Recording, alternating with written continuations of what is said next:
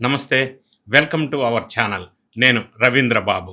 YS Jaganmohan Reddy గారి recent press meet 21 మే తర్వాత ఆయన ప్రత్యర్థులకు ట్రోలింగ్ పీసుగా మారిపోయారు. సొంత పార్టీ వాళ్ళేమో ఆయన ప్రెస్ మీట్ వల్ల నష్టమే తప్ప లాభం లేదు అని నెత్తి నోరు బాదుకుంటున్న విషయం గతంలో కూడా నేను చెప్పాను. చాలా ఛానల్స్లో ఇదే ప్రస్తావన వస్తూ ఉంది. మరి ఈ మధ్య ఈ ప్రెస్ మీట్లో ఆయన తనకు తానే చాలా మంచివాడినని చెప్పేసి సెల్ఫ్ సర్టిఫికేషన్ ఇచ్చుకున్నారు. తన కుటుంబంలో జరిగిన హత్యల గురించి చెప్పుకొచ్చారు. అనవసరంగా గెలుపుకున్నారు. ఈ హత్యలకు చంద్రబాబు నాయుడే కారణం అన్నట్టుగా మాట్లాడారు. చంద్రబాబు నాయుడు గారు హత్య రాజకీయాలు చేస్తున్నాడు అని చెప్పి ఆరోపించటమే కాకుండా తన తాత తండ్రి హత్య కేసు వీళ్ళన్నీ కూడా చంద్రబాబు నాయుడు వైపు చూపిస్తున్నాయి. తన తాత తండ్రులు అహింసామూర్తులు తాను ఒక తులసి మొక్కను అన్నట్టుగా ప్రొజెక్ట్ చేసుకునే ప్రయత్నం అయితే ఆ ప్రెస్ మీటింగ్ లాంటి బ్రీఫింగ్లో చేశారు. అయితే వీళ్ళ వంశ వృక్షం గురించి మాట్లాడితే ముందుగా మనం వాళ్ళ తాత రాజారెడ్డి దగ్గర నుంచి మొదలు పెట్టాలా, తప్పదు. మరి వంశ వృక్షం అక్కడి నుంచి చెప్పవలసి వస్తే రాజారెడ్డి ఏం స్వతంత్ర సమరయోధుడు కాదు. ఈ తరం జనరేషన్కి తెలియకపోవచ్చు. స్వామి వివేకానంద అయితే అసలు కానే కాదు. ఆయన కరడు గట్టిన ఒక ఫ్యాక్షనిస్ట్ అని చెప్పక తప్పదు. నిర్దాక్షిణంగా హత్యలు చేయించినటువంటి అరాచకమైనటువంటి వ్యక్తి. అప్పట్లో అంటే 1990s కడప జిల్లాలో పాలెగాళ్ల రాజ్యం అనే పేరుతో ఆంధ్రప్రదేశ్ పౌర హక్కుల సంఘం వాళ్ళు ఒక పుస్తకం రాశారు. ఆ పుస్తకం బేస్ చేసుకొని ఇందులో నేను వివరణ ఇస్తున్నాను. అది నాకు బేస్ రిఫరెన్స్. కడప జిల్లాలో ఉన్నటువంటి ఫ్యాక్షనిస్టుల మీద ఒక పుస్తకం రాశారు. ఆ పుస్తకంలో రాజారెడ్డి ఫ్యాక్షనిజం గురించి, ఆయన చేసిన అరాచకాల గురించి, అలాగే వైఎస్ రాజశేఖర్ రెడ్డి అరాచకం గురించి దాంట్లో చాలా డీటెయిల్స్గా రాయబడింది. కడప జిల్లాలో ముఠా కక్షల సంస్కృతిని మరి రాజకీయ పురోగమనం కోసం నిస్సిగ్గుగా వాడుకునే జిల్లా రాజకీయాలను రక్త శక్తం చేసినటువంటి ఘనులు ముగ్గురు అని ఆ పుస్తకంలో రాసిన విషయాన్ని నేను గుర్తు చేస్తున్నా.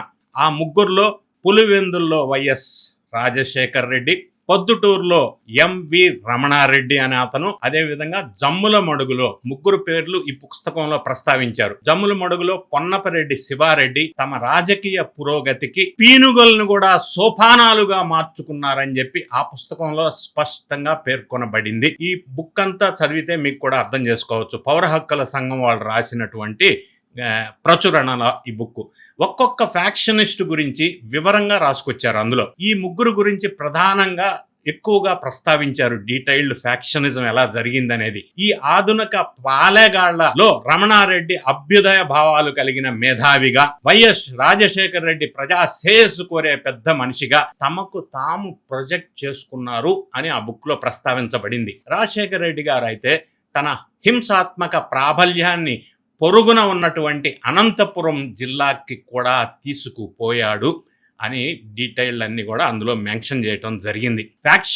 ఫ్యాక్షనిస్టులకు వచ్చే చెడ్డ పేరు తనకి రాకుండా రాజశేఖర్ రెడ్డి గారు చాలా జాగ్రత్త వహించారు. మీడియా కూడా తనను ఫ్యాక్షనిస్ట్ కంటే కూడా ఒక ప్రజా నాయకుడుగా ప్రొజెక్ట్ చేసింది ఆ రోజుల్లో. తెర వెనుక తండ్రి రాజశేఖర రెడ్డి గారి తండ్రి రాజారెడ్డి దౌర్జన్యాలు చేస్తూ ఉంటే తెర వెనక వైఎస్ రాజశేఖర రెడ్డి పెద్ద మనిషిగా ఉండేవాడు అని వివరించారు. వీళ్ళు మొదట్లో పెద్ద ధనవంతుల కుటుంబం కాదు. బలపనూరు నుంచి పులివెందులకు వచ్చి మైగ్రేషన్లో వచ్చేసి అక్కడికి వ్యవసాయము లేదా చిన్న చిన్న కాంట్రాక్టులు చేసుకొని బతికేటోళ్ళు అని చెప్పి ఈ పుస్తకంలో వివరంగా రాశారు. అందులో డీటెయిల్స్ అన్నీ కూడా. ఆ డీటెయిల్సే ఇప్పుడు మనం ఇందులో వివరించి చెప్పే ప్రయత్నం చేస్తున్నా నేను.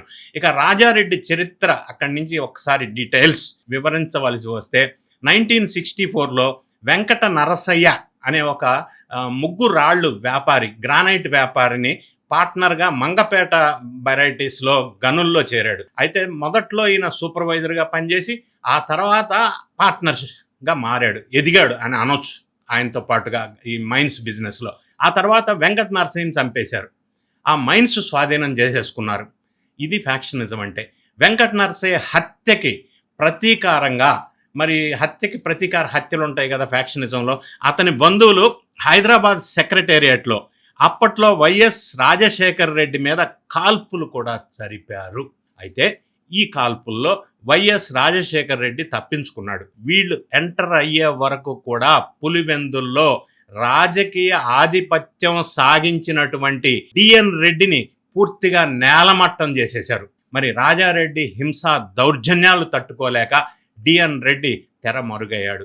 ఈ డిఎన్ రెడ్డి అనే వ్యక్తి ఇంటి గేటు ముందే డిఎన్ రెడ్డి మనుషుల్ని రాజారెడ్డి మనుషులు చంపించి మాట్లాడలేని స్థితికి దిగజారిపోయారు డిఎన్ రెడ్డి.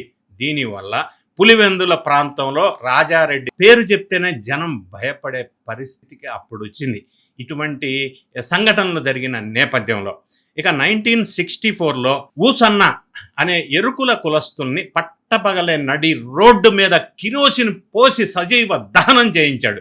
అప్పటి నుండి రాజారెడ్డి అంటే జనానికి భయం ఏర్పడింది. 100 మందితో ప్రైవేటు సైన్యాన్ని మెయింటైన్ చేశాడని చెప్పి కూడా ఈ బుక్లో స్పష్టంగా వివరించారు. 1989లో భారత్ బంద్ సందర్భంగా పులివెందుల్లో వైఎస్ రాజారెడ్డి వాళ్ళ కాలేజీని మూయించేయటానికి కొంతమంది ప్రతిపక్షానికి సంబంధించినటువంటి వాళ్ళు ప్రయత్నం చేస్తే, అంటే అదే పార్ట్ ఆఫ్ భారత్ బంద్, ఆ ప్రయత్నం చేసిన వాళ్ళల్లో 2 వారం తిరగకుండానే హత్య చేయించారు. 1989 అసెంబ్లీ ఎలక్షన్స్లో అప్పట్లో రాజశేఖర్ రెడ్డి కడప నుంచి ఎంపీగా పోటీ చేసిన విషయం మనందరికీ తెలుసు. ఈ జమ్ములమడుగు నియోజకవర్గంలో రాజశేఖర్ రెడ్డి స్వయంగా తుపాకీతో కాల్పులు జరిపి, ఆయనే స్వయంగా తుపాకీతో కాల్పులు జరిపి తెలుగుదేశం నాయకుళ్ళు ఒక అతన్ని తీవ్రంగా గాయపరిచాడు. ఈ పౌర హక్కుల సంఘం కథనం ప్రకారం, వాళ్ళు వివరించిన డీటెయిల్డ్ ప్రకారం ఈ బుక్లో జమ్ములమడుగు,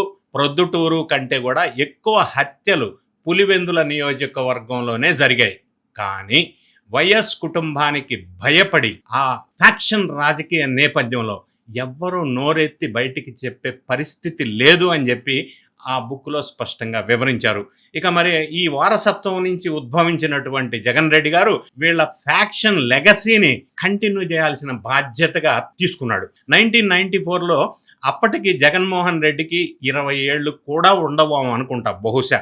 సింహాద్రిపురం పోలీస్ స్టేషన్ పరిధిలో ఆ ఏరియాలో ఈయన బాగా యంగ్గా ఉన్నప్పుడు రోడ్డు పక్కన ఒక జీప్ ఆపేసి తుపాకీతో చట్ట విరుద్ధంగా వేటాడుతున్న కొంతమందిని సింహాద్రిపురం ఎస్ఐ ప్రకాష్ స్టేషన్కి తీసుకెళ్లాడు. ఆ రోజుల్లో వాళ్ళు ఏమన్నారంటే, మేము జగన్ మనుషులం, జగన్ స్నేహితులం అని చెప్పినా కూడా ఈ ఎస్ఐ వినలేదు, వదిలిపెట్టలేదు. ఈ విషయం తెలిసినటువంటి జగన్మోహన్ రెడ్డి 5-6 జీబుల్లో, అప్పట్లో ఆ రోజుల్లో జీబులు వాడేవాళ్ళు, మనుషుల్ని ఎత్తుకొని వెళ్ళి సింహాద్రిపురం పోలీస్ స్టేషన్ మీద దండెత్తి ఎస్ఐ ప్రకాష్ని స్టేషన్లోనే కొట్టాడు. ఇది జగన్ రెడ్డి గారి చరిత్ర.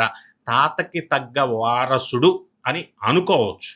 ఆ వారసత్వం ఫ్యాక్షనిజంలో కంటిన్యూ అయింది. రాజారెడ్డి అరాచకాల మీద అప్పట్లో ఉమేష్ చంద్ర అని చెప్పి ఐపీఎస్, ఆయన పులివెందుల్లో ఓఎస్డీగా ఉన్నప్పుడు రాజారెడ్డి మీద ఉక్కు పాదం మోపాడు. రాజారెడ్డిని అరెస్ట్ చేసి సంఖ్యలతో కోర్టుకు తీసుకెళ్లాడు ఉమేష్ చంద్ర. ఇప్పుడు ఎస్ఆర్ నగర్లో ఆయన విగ్రహం ఉంది.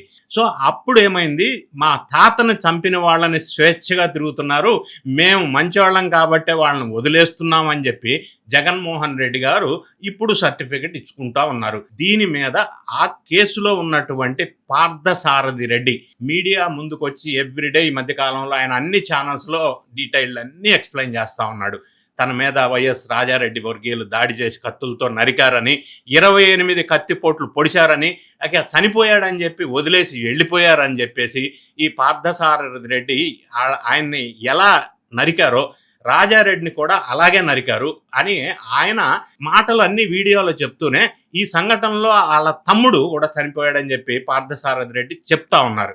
అంటే ఆయన చెప్పేది ఏంటంటే 11 మందికి జీవిత ఖైదు కూడా విధించారు ఈ కేసులో అని చెప్పి కూడా ఆయన ప్రస్తావన తీసుకొచ్చి ప్రత్యక్ష సాక్షి ఆయనే చెప్తా ఉన్నాడు సోషల్ మీడియాలో ప్రస్తుతం. ఇక రాజారెడ్డి చనిపోయిన తర్వాత వైఎస్ రాజశేఖర్ రెడ్డి మనుషులు ఈ పార్థసారథి రెడ్డి ఇళ్ల మీద దాడి చేసి నేలమట్టం చేశారని చెప్పి, వైఎస్ సీఎం అయిన తర్వాత వీళ్ళ పార్థసారథి రెడ్డి వాళ్ళ మైనింగ్ లీజులు కూడా రద్దు చేశారు అని చెప్పేసి ఆయన ఇప్పుడు బయటకు వచ్చి ఓపెన్గా చెప్తున్నారు. అదే కాకుండా జగన్మోహన్ రెడ్డి మంగళ కృష్ణతో కలిసి ఈ పార్థసారథి రెడ్డిని హత్య చేయటం కోసం సూట్ కేసు బాంబు కూడా వాడాడని, మరి ఈయనని ప్లస్ పరిటాల రవిని చంపేందుకు మధ్యల చెరువు సూరితో జగన్మోహన్ రెడ్డి ఒప్పందం కూడా చేసుకున్నాడని చెప్పి పార్థసారథి రెడ్డి స్వయంగా ఆరోపిస్తున్నారు సోషల్ మీడియా వేదికగా ప్రస్తుతం ఎవ్రీడే. రాజారెడ్డి చనిపోయిన తర్వాత నరకాసురుడు చనిపోయాడు అన్నట్టుగా కడప జిల్లా పులివెందుల్లో పండుగ చేసుకున్నారని చెప్పి ఈ పార్థసారథి రెడ్డి ప్రత్యక్ష సాక్షి, ప్రత్యక్ష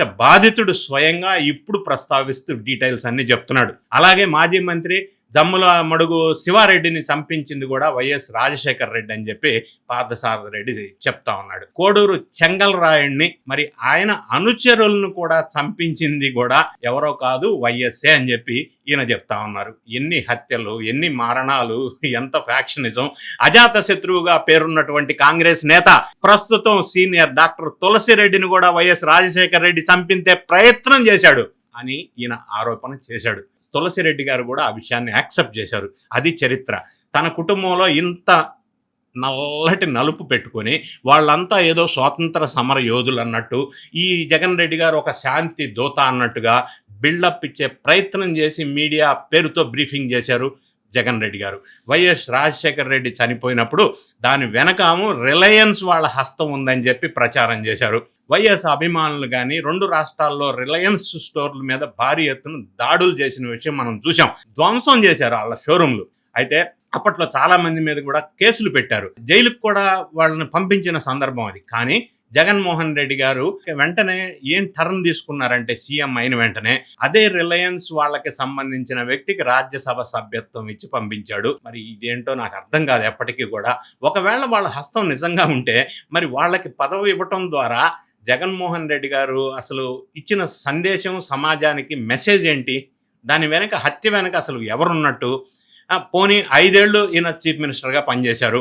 ఆత్మ బంధువులు ఎవరైతే ఉన్నారో కేంద్ర పెద్దలు, వీళ్ళకి జగన్ రెడ్డి గారికి ఆత్మ బంధువులు అంటే శుభాశిషులు ఉన్నాయి ఢిల్లీలో. వాళ్ళతోనైనా కూడా ఈయన జగన్ రెడ్డి గారు విచారణ చేపించాలి కదా, ఎందుకు చేపించలేదు? పైగా అదే రిలయన్స్ వాళ్ళకి పదవి ఇవ్వటం ఏంటి అనేది పెద్ద ఎవరికి అర్థం కాని ఒక బిగ్ క్వశ్చన్గా మిగిలిపోయింది. ఇక నెక్స్ట్ వివేకానంద రెడ్డి గారి హత్య చంద్రబాబు నాయుడు గారే చేపించాడని చెప్పి జగన్ రెడ్డి గారు మళ్ళీ చెప్తున్నాడు. వివేకానంద రెడ్డి హత్య కేసు విచారణకి మరి అడ్డంకులు సృష్టించింది కూడా జగన్మోహన్ రెడ్డి గారే కదా, అది వాస్తవమే కదా. 5 ఏళ్ళు ముఖ్యమంత్రిగా ఉన్నప్పుడు చంద్రబాబు నాయుడు గారు ఒకవేళ హత్య చేసిపించారు అని నమ్మితే విచారణ జరిపించి లోపల ఏపించి ఉండవలసింది కదా. మరి నిజంగా ఆయన హస్తం ఉంటే అసలు ముఖ్యమంత్రి అయిన తర్వాత సిబిఐ విచారణ కూడా జగన్ రెడ్డి గారు జరగనివ్వలేదు, అవసరం లేదు అని అన్నారు కదా. ఎందుకు ఆ విధంగా అన్నారు? మరి జగన్ రెడ్డి గారి చెల్లి వివేక కూతురు సునీతను కూడా బెదిరించాడు. మీ ఆయనే కారణం అని కేసు పెడతానని చెప్పి కూడా ఆమెను కూడా బెదిరించాడు అనేది కూడా సునీతమ్మే చెప్తుంది. అంటే దీన్ని ఏ విధంగా అర్థం చేసుకోవాలా? సిబిఐ వాళ్ళు అవినాష్ రెడ్డిని అరెస్ట్ చేయడానికి వెళ్ళినప్పుడు అప్పట్లో ఎంత పెద్ద హంగామా క్రియేట్ చేశారు. ఈయన ఢిల్లీ వెళ్తాడు, అవినాష్ రెడ్డి ఇక్కడ వాళ్ళని రానియకుండా హంగామా క్రియేట్ చేసి పెద్ద ఎత్తున డ్రామా క్రియేట్ చేసిన విషయం, భయపెట్టిన విషయం కూడా మనం చూసాం. ఇక వివేకానంద రెడ్డి మృతదేహానికి కుట్లేసినటువంటి భారతి రెడ్డి గారి తండ్రి డాక్టర్ ఈసీ గంగిరెడ్డి మరణం మీద కూడా చాలా అనుమానాలు ఉన్నాయి. దాని మీద కూడా చాలా వార్తలు రకరకాలుగా వచ్చాయి. అలాగే వివేకానంద రెడ్డిది హత్య అని చెప్పిన జగన్ కజిన్ ఒక అతను కూడా తీవ్ర అనారోగ్యంతో చనిపోయాడు. ఇది ఒక మళ్ళీ అనుమానాస్పద మృతి. ఈ చావుల మీద కూడా రకరకాల అనుమానాలు, ఊహాగానాలు ఉన్నాయి. అవన్నీ మనకి తెలుసు. గతంలో చాలా డీటెయిల్స్ అన్నీ కూడా వెలుగులోకి వచ్చినాయి. మరి చంద్రబాబు నాయుడు గారి ప్రభుత్వం మంచి ప్రభుత్వమే కానీ మెతక ప్రభుత్వం కాదు అని చెప్తున్నారు. మరి వీటన్నిటి మీద కూడా విచారణ జరిపించి పూర్తి స్థాయిలో ఇన్ని హత్యల నేపథ్యంలో, ఇన్ని ఆరోపణల నేపథ్యంలో, ఇన్ని చావులు జరిగిన నేపథ్యంలో మరి ఎందుకు విచారణ చేపించరు? వీటితో పాటుగా మద్యం వ్యవహారం కానీ, మైనింగ్ కుంభకోణాలు కానీ, రఘురామకృష్ణరాజు టార్చర్ కేసు మీద కావచ్చు, ఇలా చెప్పుకుంటూ పోతే కాదంబరి జత్వానీ కేసు విషయం కావచ్చు, కల్తీ నెయ్యి కేసు విషయం కావచ్చు, ఇలా చాలా కేసులన్నీ కూడా పెండింగ్ ఉన్నాయి. విచారణ చేపిస్తే అప్పుడు కానీ అసలు ఎవరు మంచోళ్ళు, ఎవరు మంచి బాలుడు, ఎవరి కుటుంబ చరిత్ర ఏంటి అనేది ప్రజలకి స్పష్టంగా నిరూపించే అవకాశం ఉంటుంది. ఆ విధంగా ముందుకు వెళ్తారని చెప్పి మనం కూడా ఆశిద్దాం. ఈ వీడియో నచ్చినట్టయితే లైక్ చేయండి, మీ కామెంట్ని కామెంట్ రూపంలో తెలియజేయండి. Thank you so much for watching.